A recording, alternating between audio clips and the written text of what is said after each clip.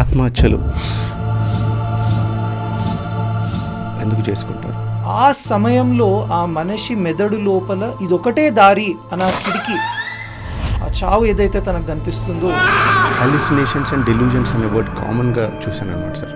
భగవంతుడితోటి మాట్లాడితే అది భక్తి, అదే భగవంతుడు తిరిగి మనతో మాట్లాడుతున్నాడు అని నాకు అనిపిస్తే అది వ్యాధి. అమ్మోరు వచ్చింది, దయ్యం పట్టిందని, శీలం వచ్చిందంట, సంథింగ్ ఇట్లా ఊగుతూ ఉంటారు. హాలిసినేషన్ అంటారు అది. ఆ మనిషి నన్ను అటాక్ చేయడానికి వస్తున్నాడు అని చెప్పడము, ఇలా చేయి చూపించి నా చేయి మీద ఏదో ఇన్సెక్ట్స్ క్రాల్ అవుతున్నాయి అని అంటారు. వాస్తవానికి అక్కడ ఏమి ఉండదు, అక్కడ ఏది ఉండదు.